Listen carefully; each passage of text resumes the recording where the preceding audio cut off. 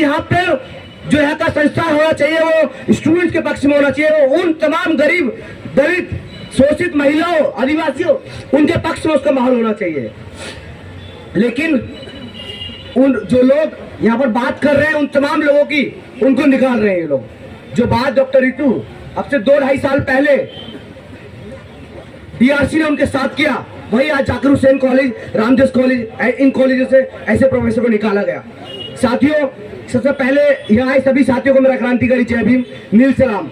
कल हमारे इस प्रोटेस्ट को, इस ऐतिहासिक प्रोटेस्ट को हमने 100 दिन यहाँ इसी आर्ट्स फैकल्टी पर ये लड़ाई लड़ी है, और हम इस बात को निश्चित करते हैं कि हम लोग आगे भी चाहे 200, 300, 400, 6 महीने हो जाए, लेकिन हम इसी तरीके से लड़ते रहेंगे। हम ऐसे स्टूडेंट, ऐसे प्रोफेसर के साथ कंधे से कंधा मिलाकर खड़े हैं साथियों। दूसरी बात, ये स्ट्रगल इस डीयू के इतिहास में क्यों याद रखा जाना चाहिए? क्योंकि एक दलित महिला प्रोफेसर चीख कर अपनी आवाज इस संघ के खिलाफ, आरएसएस की मानसिकता के खिलाफ, ब्राह्मणवाद, जातिवाद के खिलाफ जो डट कर लड़ाई लड़ रही है, उस लड़ाई में आप सबका साथ होना तो जरूरी है। लेकिन जो लोग सोशल मीडिया के माध्यम से हमको देख रहे हैं, वो तमाम जो स्टूडेंट्स सुन रहे हैं यहाँ पर डीयू में खड़े इधर उधर, उनको बहुत जरूरी है उनका आना यहाँ पर। साथियों, क्यों हम बार बार इस बात को यहाँ से चीख कर बोलते हैं कि क्यों अहमियत है आज के दौर में ऐसे आंदोलन की, क्यों अहमियत है आज के दौर में ऐसे प्रोफेसर होने की, क्यों अहमियत है आज के दौर में ऐसे स्टूडेंट्स होने की?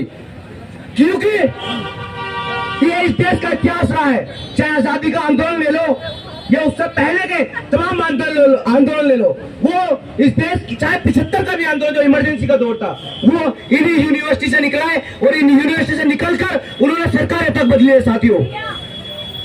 और हम लोग आज वो जज्बा रखते हैं कि हम इस आरएसएस लेड बीजेपी सरकार को और इसकी मानसिकता को जब तक गिरा नहीं है, जब तक इनका जातिवादी रवैया आप सबके बीच में नहीं आ रहे, तब तक हम हटेंगे नहीं। ये बात करनी। और एक बात बहुत खूब कही जाती है, आपका कौन सा चैनल? ये डॉक्टर रितु भी बोलती है कि हम लोगों को चाहे भले ही मार दिया जाए, दबा दिया जाए, अटैक किया जाए, कुछ भी करा दिया जाए, लेकिन हमारे जैसे यहाँ पर 20, 30, 40, 100, 50 लोग हम इकट्ठा करके जाएंगे, उनको तैयार करके जाएंगे कि आने वाली पीढ़ी जो अपने हक अधिकार की लड़ाई लड़ रही होगी, जब बाबा साहब अम्बेडकर मरने, आज उनका महापरिनिर्वाण दिवस है, जब बाबा साहब अम्बेडकर हम जैसे लोगों को तैयार कर गए, उन्होंने अपनी लेगेसी, हमने कसम खाई है कि हम बाबा साहब अम्बेडकर को याद करेंगे, फूले को याद करेंगे, काशीराम साहब को याद करेंगे, क्योंकि उनकी लेगेसी यह कैंपस में होना और देश के हर कोने में होना बहुत जरूरी है।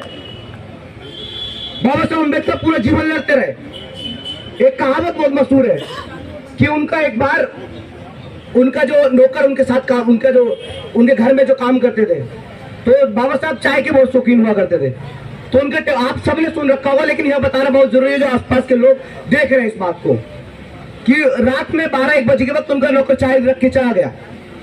उसके बाद जैसे वो सुबह 6 बजे आता है, वहां पर देखता है वो चाय वैसी की वैसी है, बाबा साहब उसी चेयर में बैठ के पढ़ रहे हैं। तो बड़ी इमोशनल हो गए, मतलब उन्होंने पूछा कि ऐसा क्यों, मतलब आप अपनी हेल्थ का अपने उसका ध्यान क्यों नहीं रख रहे हो? तो एक बात जो मतलब सबसे पहले जो मुझे लगी और मेरे तमाम स्टूडेंट्स को लगी होगी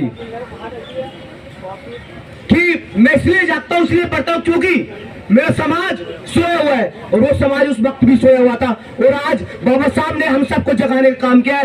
काशीराम साहब आए बाद में, उन सब ने हम सब में राजनीतिक चेतना का काम किया है। उन्होंने समझे कि क्यों जरूरी है हमारा इस जातिवाद के खिलाफ लड़ना, क्यों जरूरी है आरएसएस संघ जो अपना घर बनाकर बैठा है उसके खिलाफ, उसकी छाती में बाबा साहब अम्बेडकर और फूले के आइडियाज का भरना।